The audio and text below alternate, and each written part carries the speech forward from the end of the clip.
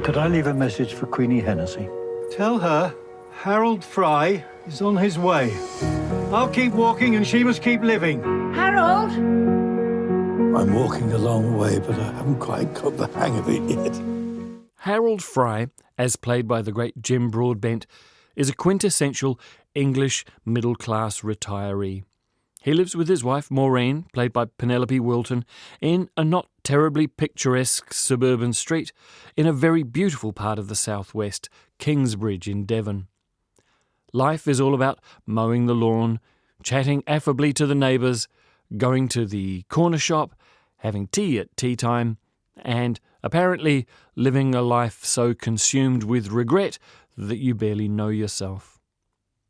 Harold receives a letter from an old work colleague who he hasn't heard from for a while. Queenie Hennessy worked with him at the brewery he represented. An average sort of job, I suppose, but the choice of the alcohol trade is an interesting one as he seems not to care for it now. Queenie is unwell in Berwick-upon-Tweed, which is about as far away from Kingsbridge as you can get and still just be in England. She's in a hospice, in fact, and is saying goodbye.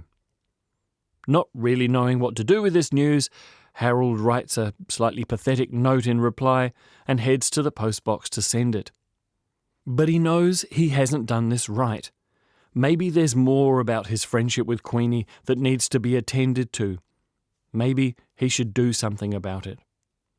When somehow even the post office itself doesn't seem like the right place to post his letter, Harold meets a young woman working in a service station who gives him some advice. Who do we know in Berwick-upon-Tweed?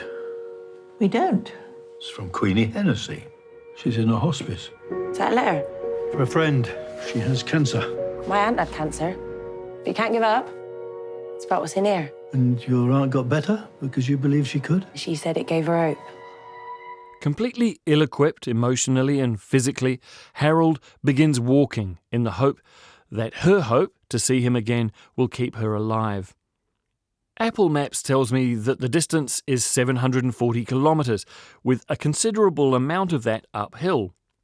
And Apple Maps tells me that you can walk it in nearly 7 days, but that's misleading because they assume you are going 24 hours a day and also that you are not a pensioner like Harold.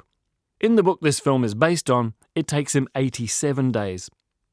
This is now a road movie, which means Harold will come into contact with strangers who will change his life, and some whose life he will change. There's the young homeless man who decides to travel with Harold on his pilgrimage, and you realise that sometimes the hopeless among us don't need hope for themselves, they need to experience hope for others in order to see the possibility of change. Where are you? I'm going to save Queenie Hennessy. Have you been drinking? The only time you walk is to get to the car. I need to do this, Maureen. Walk to Berwick-upon-Tweed. It can only be about 500 miles. Have you seen the news? You're everywhere.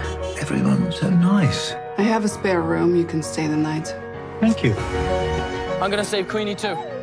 A BAFTA and Oscar winner for supporting actor, Broadbent doesn't often get a lead role as meaty as this, and he really is at his finest. Vulnerable but determined, vague about his purpose, but knowing that doing nothing is not an option any longer. He's supported by Penelope Wilton, whose character is less sympathetic, especially a revelation we get later on that I believe is one of the few diversions that screenwriter Rachel Joyce makes from her own 2012 novel. The direction by Hetty MacDonald is first-rate, supported by very fine cinematography from Kate McCullough, who photographed the extraordinary Irish film The Quiet Girl last year.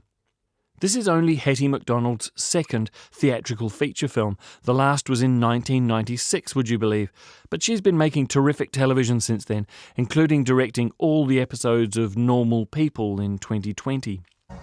What he's doing is beautiful.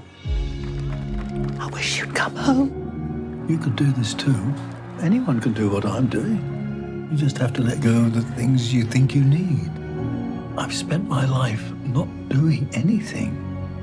And now at last I am. Don't you get scared? Since I've been in the open, it seems there's less to be afraid of.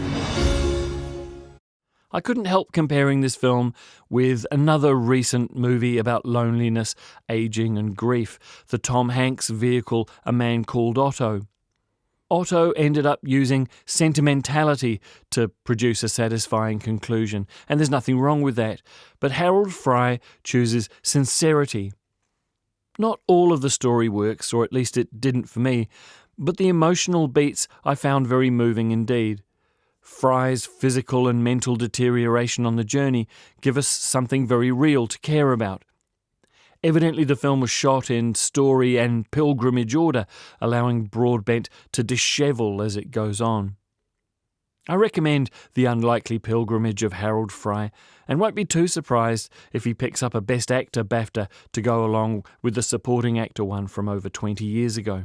I want to come home. Oh, my son. You're nearly there. 18 miles. That's nothing. Travel the length of England to save a woman from dying. Maybe it's what the world needs right now. A little less sense and a bit more faith.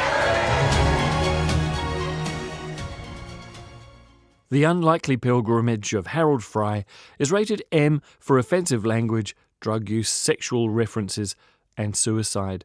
It's playing in select cinemas across New Zealand now.